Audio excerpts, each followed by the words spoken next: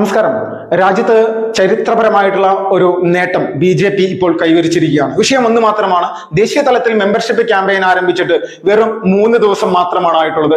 ഈ 3 ദിവസം കൊണ്ട് 1 കോടിക്ക് മുകളിൽ മെമ്പർഷിപ്പ് ചേർക്കാനായിട്ട് BJPക്ക് സാധിച്ചിട്ടുണ്ട്.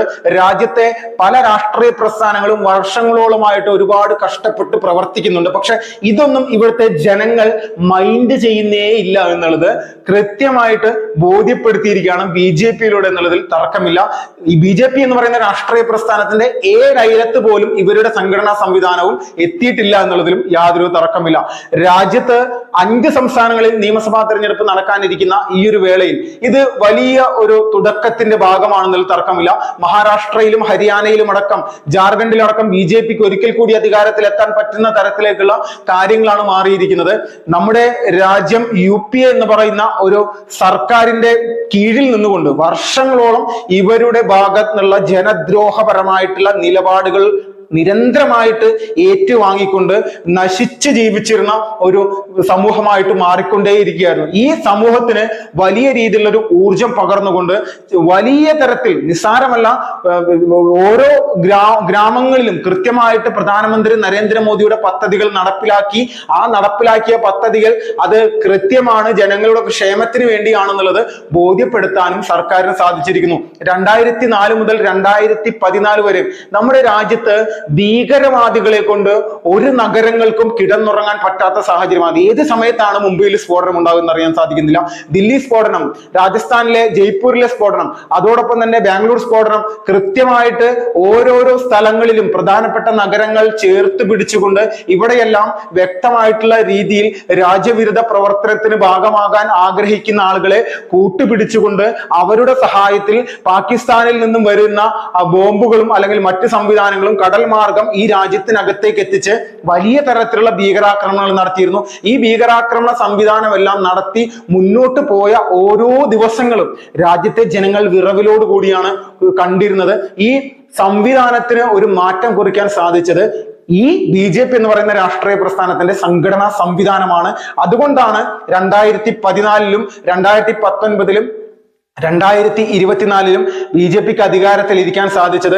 RSS എന്ന് പറയുന്ന സംഘടന അവരുടെ കൃത്യമായിട്ടുള്ള ആദർശം ജനങ്ങളുടെ ക്ഷേമത്തിന് വേണ്ടി മാത്രമുള്ളതാണെന്നും രാഷ്ട്രത്തിന്റെ പുരോഗതിയും പരമവൈഭവം എന്ന് പറയുന്ന സംവിധാനത്തിലേക്ക് എത്തിക്കുക എന്നുള്ള ആ ഒരു നിലപാട് തന്നെയാണ് യഥാർത്ഥത്തിൽ ഇപ്പോഴും അധികാര തുടർച്ചയിലേക്ക് BJPക്ക് മുന്നോട്ട് പോകാൻ സാധിക്കുന്നത്.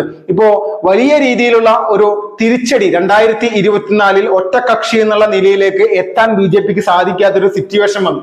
ഇത് വന്ന സമയത്ത് എല്ലാവരും പറഞ്ഞത് BJP തകർന്നിരിക്കുന്നു, ഇന്ത്യ മുന്നണി വരാനിരിക്കുന്ന ഒരു മാറ്റത്തിന്റെ ഭാഗമാണ്, ഇന്ത്യ മുന്നണി ഇനി ഭാവിയിൽ അധികാരത്തിൽ വരുമെന്നൊക്കെയാണ് പറഞ്ഞിരുന്നത്. അപ്പോ ഇന്ത്യ മുന്നണിക്ക് 2024-ൽ വലിയ തരത്തിൽ നേട്ടമുണ്ടായ ഒരു സംസ്ഥാനമാണ് മഹാരാഷ്ട്ര എന്നുള്ളതിൽ തർക്കമില്ല. മഹാരാഷ്ട്രയിൽ 48 സീറ്റിൽ കഴിഞ്ഞ 2019-ൽ 41 സീറ്റും NDA ആണ് പിടിച്ചിരുന്നത്.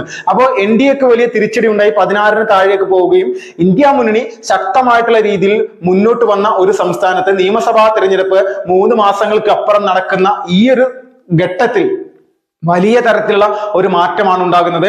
അവിടെ BJP ആണ് നിലവിൽ ഭരിക്കുന്നത്. BJPക്ക് തന്നെ അധികാര തുടർച്ച ഉണ്ടാകുന്നു, ഇന്ത്യ മുന്നണി തകർന്നടിയുമെന്നുമുള്ള സർവേ ഫലങ്ങളാണ് ഇപ്പോൾ പറയുന്നത്. എന്തുകൊണ്ട് ഇന്ത്യ മുന്നണിക്ക് മഹാരാഷ്ട്രയിൽ വലിയ രീതിയിലുള്ള തിരിച്ചടി ഉണ്ടാകാനുള്ള സാഹചര്യം ഒരുങ്ങി എന്ന് പറഞ്ഞാൽ, അധികാരത്തിന്റെ ഒരു ഭാഗമാകാൻ അല്ലെങ്കിൽ ഒരു പ്രതിപക്ഷ സംവിധാനത്തിലേക്ക് ഇന്ത്യ മുന്നണി മുന്നോട്ട് വന്ന സമയത്ത് ഇന്ത്യ മുന്നണിയുടെ നിലപാടുകൾ അത് എത്രത്തോളം വികൃതമാണെന്നുള്ളതിൽ തർക്കമില്ല. ഇതിൽ ഏറ്റവും പ്രധാനപ്പെട്ട ഒരു സംവിധാനം എന്ന് പറഞ്ഞാൽ, രാജ്യത്തെ സ്ത്രീകൾക്ക് സുരക്ഷിതത്വം കൊടുക്കുന്നതിൽ BJP മികച്ച രീതിയിലുള്ള കാര്യങ്ങൾ ചെയ്യുമ്പോൾ ഇന്ത്യ മുന്നണിയുടെ ഭാഗമായി നിലനിൽക്കുന്ന പല സംസ്ഥാനങ്ങളിൽ അധികാരത്തിലിരിക്കുന്ന പാർട്ടികൾ ഇതിന് ഒരു പുല്ല് വിലയും കൊടുക്കുന്നില്ല. ഇതിന്റെ ഭാഗം തന്നെയാണ് യഥാർത്ഥത്തിൽ ബംഗാളിൽ നടന്നിരിക്കുന്ന ഒരു യുവ ഡോക്ടറുടെ ക്രൂരമായിട്ട് യുവ ഡോക്ടറെ കൊലപ്പെടുത്തിയ ഒരു വിഷയം. ബലാത്സംഗം ചെയ്താണ് കൊലപ്പെടുത്തിയത്, കഴുത്തുകൾ ഒടിഞ്ഞിരിക്കുന്നു, നിരവധി പുരുഷന്മാരുടെ ബീജം പോലും ശരീരത്തിന്റെ ഭാഗങ്ങളിൽ നിന്ന് ലഭിച്ചിരിക്കുന്നു. അപ്പോൾ എത്രത്തോളം വലിയ രീതിയിലാണ് അവിടെ ഈ രാഷ്ട്രീയ പാർട്ടിക്കാർ ഈ പറയുന്ന സ്ത്രീകളെ നശിപ്പിക്കാൻ ശ്രമിക്കുന്ന, ഉപദ്രവിക്കാൻ ശ്രമിക്കുന്ന ആളുകളെ സംരക്ഷിക്കുന്നെന്ന് കൃത്യമായിട്ട് ഈ രാജ്യത്തെ ജനങ്ങൾക്ക് ബോധ്യപ്പെട്ടിരിക്കുന്നു. ഈ പറയുന്ന മമതാ ബാനർജിയും തൃണമൂൽ കോൺഗ്രസും ഭരിക്കുന്ന പശ്ചിമ ബംഗാളിനെതിരെ അല്ലെങ്കിൽ ആ ഒരു സർക്കാരിനെതിരെ ഒരു വാക്ക് മിണ്ടാൻ പോലും ഈ രാജ്യത്തെ പ്രതിപക്ഷ നേതാവിന് ഇന്നേ വരെയും സാധിച്ചിട്ടില്ല എന്നുള്ളത് ഇന്ത്യ മുന്നണി എന്ന് പറയുന്ന ഈ ഒരു സംവിധാനത്തിനെതിരെ രാജ്യത്തെ ജനങ്ങൾ ഏതെല്ലാം തരത്തിൽ ഇതിനെ എതിർക്കാനുള്ള ഒരു കാരണമായി എന്നുള്ളതിൽ ഒരു സംശയവുമില്ല. ഇതിൽ ഏറ്റവും പ്രധാനമായിട്ട് ഉത്തർപ്രദേശിൽ ഒരു ദളിത് യുവാവ് വെടിയേറ്റ സംഭവവുമായി ബന്ധപ്പെട്ടുകൊണ്ട് അവിടെ അദ്ദേഹം മരിച്ചപ്പോൾ അവിടെ ആ സ്ഥലം സന്ദർശിക്കാനായിട്ട് രാഹുൽ ഗാന്ധി പോയി.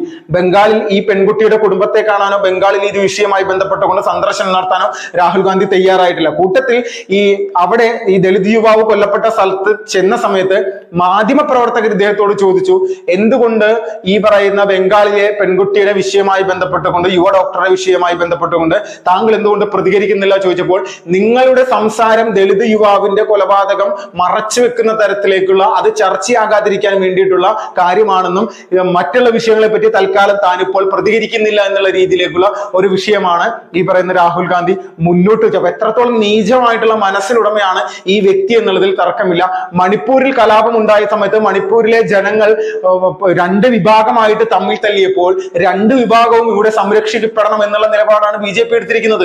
ഒരു വിഭാഗത്തിന്റെയും കൂട്ടുപിടിച്ചുകൊണ്ട് നിലനിൽക്കുന്ന ഒരു സംവിധാനമല്ല, ഒരു രാഷ്ട്രീയ പ്രസ്ഥാനമല്ല.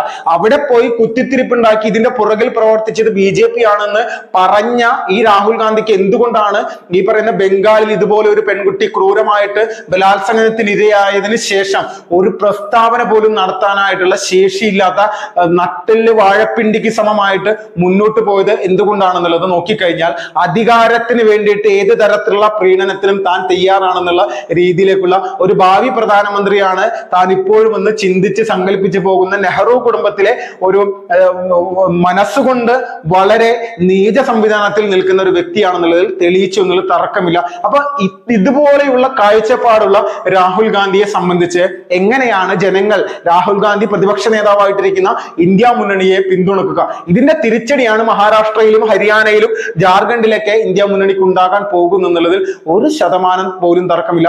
താമര ചിഹ്നത്തിന് ജനങ്ങൾ വോട്ട് ചെയ്യുന്നത് ഈ രാജ്യത്തിന്റെ ക്ഷേമത്തെ കൃത്യമായിട്ട് സംരക്ഷിക്കുമെന്നും വിശ്വാസ്യതയും അല്ലെങ്കിൽ വലിയ രീതിയിലുള്ള ഒരു നിലപാടുമെടുക്കുന്ന പ്രസ്ഥാനമാണ് എന്നുള്ളതും കൂടി മനസ്സിലാക്കിയിട്ടാണ്. അപ്പോൾ ഈ കാഴ്ചപ്പാട് ഇല്ലാത്തതിന്റെ പേരിൽ രാഹുൽ ഗാന്ധിയെ ഇവിടുത്തെ ജനങ്ങൾ മാറ്റി നിർത്തും. രാഹുൽ ഗാന്ധിയെ മാറ്റി നിർത്തുക എന്നുള്ളതിനപ്പുറത്തേക്ക് ഈ രാജ്യത്ത് നരേന്ദ്രമോദി എന്ന് പറയുന്ന വ്യക്തിയുടെ വ്യക്തിപ്രഭാവം 1% പോലും കുറഞ്ഞിട്ടില്ല എന്നും ആ വ്യക്തിപ്രഭാവത്തിൽ തങ്ങൾക്ക് ഇപ്പോഴും വിശ്വാസമുണ്ടെന്നും ലോകരാജ്യങ്ങൾക്കിടയിൽ നിന്നുകൊണ്ട് ഏറ്റവും മികച്ച ഒരു നേതാവ് എന്നുള്ള നിലയിലേക്ക് ഇദ്ദേഹം ഉയർന്നു വരുമ്പോൾ ഇതിൽ അസൂയ പൂണ്ടുകൊണ്ട് കുറെ കള്ളപ്രചരണങ്ങൾ നടത്താൻ വേണ്ടിയിട്ടാണ് ഇന്ത്യ മഹാരാജ്യത്തെ പ്രതിപക്ഷ പാർട്ടികളായിട്ടുള്ള പലവരും നടത്തിക്കൊണ്ടിരിക്കുന്ന പ്രസ്താവനകളിൽ നിന്ന് ബോധ്യപ്പെടുന്നത്. ഈ ബോധ്യപ്പെടലാണ് ജനങ്ങൾ ഇന്ത്യ സഖ്യത്തിന്റെ കള്ളത്തരങ്ങൾ മനസ്സിലാക്കിയിട്ട് വീണ്ടും BJPയുടെ ഒപ്പം തന്നെ ചേർന്നുകൊണ്ട് പല സംസ്ഥാനങ്ങളിലും ഇന്ന് BJP അധികാരത്തിൽ എത്തിക്കാൻ വേണ്ടി ഒറ്റക്കെട്ടായി മുന്നോട്ട് പോകുന്നു എന്നുള്ളതിൽ ഒരു തർക്കമില്ല. അപ്പോൾ വലിയ രീതിയിലുള്ള ഒരു റെക്കോർഡ് BJP മെമ്പർഷിപ്പ് ക്യാമ്പയിൻ പോലും എടുത്തിരിക്കുന്നു. 3 ദിവസം കൊണ്ട് 1 കോടിക്ക് മുകളിൽ മെമ്പർഷിപ്പ് എടുത്ത ചരിത്രത്തിലെ ഏറ്റവും വലിയൊരു രാഷ്ട്രീയ പ്രസ്ഥാനമായിട്ട് BJP മാറിയിരിക്കുന്നു. Vipin Lal, fast reports.